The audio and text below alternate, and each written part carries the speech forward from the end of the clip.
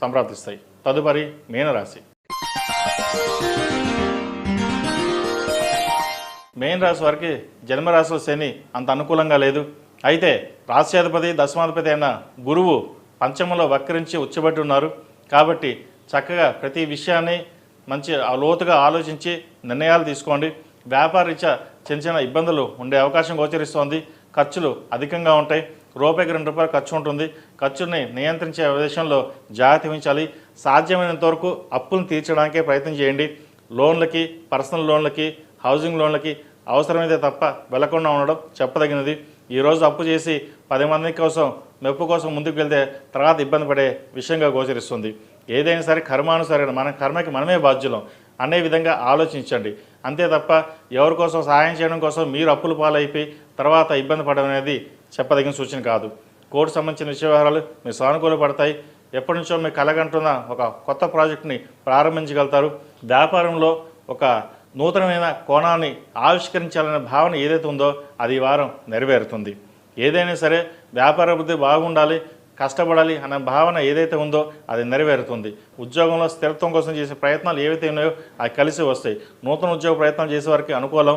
Software రంగం వారికి, real estate రంగం వారికి కాస్త గడ్డుకాలం అని చెప్పొచ్చు. భూ సంబంధించిన విషయ వ్యవహారాల మటుకి స్థిరాస్తుల విలువ పెరగడం, అది అమ్మి కొన్ని అప్పులు తీర్చాలనుకోవడం, వాటి విషయంలో కాస్త నిదానం ఉంటుంది. అయితే పంచమంలో గురువు బాగున్నాడు కాబట్టి కొన్ని శుభకార్యాలు చేయగలుగుతారు. వివాహం కాని వారికి వివాహ ప్రయత్నాలు చక్కగా కలిసి వస్తాయి. సంతానం కోసం చేసే ప్రయత్నాలు కలిసి వస్తాయి. ఈ రాశిలో జన్మించిన విద్యార్థులకు కాలం అనుకూలంగా ఉంది. స్నేహితులు దూరంగా ఉండడం, చదువు మీద శ్రద్ధ వహించడం చెప్పదగినది. విదేశీ సంబంధించిన విషయ వ్యవహారాలు గత వారం కంటే ఈ వారం చాలా అనుకూలంగా ఉంది. ప్రయత్నాలు ప్రారంభించవండి. ఇప్పుడు కనుక ప్రారంభించకపోతే కాస్త ఆలస్యం అవుతుంది. తర్వాత మనం ఏం చేసినా ప్రయోజనం ఉండదు. విదేశీ సంబంధించిన విషయ వ్యవహారాలు చక్కగా ఉంది. ఏదో ఈ రోజున మన క్యాంపస్లో సీట్ వస్తుంది, జాబ్ వస్తుంది అని అనుకుంటాం. కానీ జాతకరీత్యా విదేశాలకు వెళ్ళే అవకాశాలు ఉన్నప్పుడు వాటిని సద్వినియోగపరచుకోవాలి. మనకి మనమే బాధ్యతం కాబట్టి ప్రయత్నాలు ప్రారంభించండి. వచ్చిన అవకాశాలను ఉపయోగించుకోవడం చెప్పదగిన సూచన. అదేవిధంగా స్నేహితులకి డబ్బు కానీ అప్పు కానీ ఇవ్వడం మంచిది కాదు. ఏదైనా సరే ఇంట్లో వాళ్ళతో చెప్పకుండా ఏ పని చేయకూడదు. తద్వారా మంచి ఫలితాలు లేకపోగా నలుగురిలోనూ అప్రదిష్ట పాలయ్యే అవకాశం గోచరిస్తోంది. వాటి విషయంలో జాగ్రత్త వహించండి. అదేవిధంగా సప్తమాధిపతి అయిన బుధుడు అష్టమంలో ఉన్నారు, రవితోటి కలిసి ఉన్నారు. ప్రేమకు సంబంధించిన విషయ వ్యవహారాల్లో మోసపోయే అవకాశం గోచరిస్తోంది. అది ఆడవారైనా మగవారైనా ఈ విషయంలో జాగ్రత్త వహించాలి. ఇబ్బందుల పాలు, పరువు పోయే అవకాశాలు ఇటువంటి గోచరిస్తుంది. ఇటువంటి విషయంలో మటుకి చాలా జాగ్రత్త వహించండి. ఆచితూచి వ్యవహరించడం చెప్పదగింది. ఎవరిని నమ్మవద్దు. ఏదైనా ఉంటే ఇంట్లో పెద్దవాళ్ళ సలహాలు సూచనలు తీసుకుని ముందుకు వెళ్ళండి. అంతే తప్ప సొంత నిర్ణయాలు వీరికి పనికిరావు. ఈ రాశిలో జన్మించిన స్త్రీలకు వృత్తి ఉద్యోగాల పరంగా, వ్యాపార పరంగా అంత అనుకూలంగా ఉన్నప్పటికీ చిన్న చిన్న డిస్టర్బెన్స్ అనేది ఏర్పడుతుంది. కోర్టు సంబంధించిన విషయ వ్యవహారాలు కాస్త ఇబ్బంది పెడతాయి. ఏదైనా సరే మనం ముందుకు వెళ్ళాలి అనే మొండి పట్టుదల ఎక్కువగా ఉంటుంది. మొండి పట్టుదలను పక్కన పెట్టి సామరస్యంగా ఆలోచించుకుని ముందుకు వెళ్ళడం చెప్పదగినది. అన్నీ మనకి బాగానే ఉన్నాయి, ఎవరు మనం ఎదిరించేవాడలేదే అనే భావన ఎక్కువగా ఉంటుంది. అవి పక్కన పెట్టాలి. చేసే ప్రతి పనిలోనూ నాదే పై చేయి ఉండాలి అనే భావన పక్కన పెట్టి నలుగురితో పాటు కలిసి ఉండాలి, నలుగురితో పాటు ముందుకు వెళ్ళాలనే భావన ఏర్పరచుకోండి. మంచి ఫలితాలు ఉంటాయి.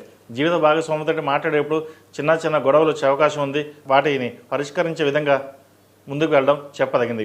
అదేవిధంగా సంతానం సంబంధించిన విషయాలు మీకు చక్కగా ఉన్నాయి. సంతానం కోసం ప్రయత్నాలు చేస్తున్న వారికి మంచి సంతానం కుదిరే అవకాశం గోచరిస్తుంది. శుభవార్తను వింటారు. ఏది ఏమైనా సరే ఉద్యోగరీత్యా చాలా అనుకూలంగా ఉండే. ప్రభుత్వ సంబంధించిన విషయ వ్యవహారాలు చాలా అంత అనుకూలంగా లేదు. మాట పట్టింపులు వచ్చే అవకాశం, లేదా ఉద్యోగం మానేసి ముందుకు వెళ్దాం, వేరే ఉద్యోగం చూసుకుందాం, ప్రభుత్వ ఉద్యోగం మానేసి ప్రైవేట్ ఉద్యోగంలోకి వెళ్దాం అన్న భావన కూడా ఏర్పడుతుంది. ఇటువంటి సమయంలోనే నిగ్రహంగా ఉండి సహనం, ఓర్పుతోటి ముందుకు వెళ్ళడం చెప్పదగింది. ఏదైనా సరే కాస్త ఓర్పుతో వ్యవహరిస్తే అన్ని మంచి ఫలితాలు ఉంటాయి. కోపతాపాలకు పోవడం వల్ల మనకే నష్టం తప్పితే కానీ ఎవరికి ఎటువంటి నష్టం ఉండదు. ఇటువంటి విషయంలో జాగ్రత్తలు తీసుకోండి. ఈ రాశి వారికి ఏలినాడు శని నడుస్తుంది కాబట్టి అఘోర పాశుపత హోమం చేయించడం చెప్పదగిన సూచన. ప్రతిరోజు ప్రతినిత్యం శని స్తోత్రం పఠించడం, అదేవిధంగా శనికి అష్టములుగా తైలంతో అభిషేకం చేయడం చెప్పదగిన సూచన. ఈ రాశిలో జన్మించిన వారికి కలిసి వచ్చే సంఖ్య 5, కలిసి వచ్చే రంగు తెలుపు. ఏదైనా పని మీద బయటకు వెళ్ళినప్పుడు గురువారం కానీ శుక్రవారం అడిగిన వెళ్ళండి. మంచి ఫలితాలు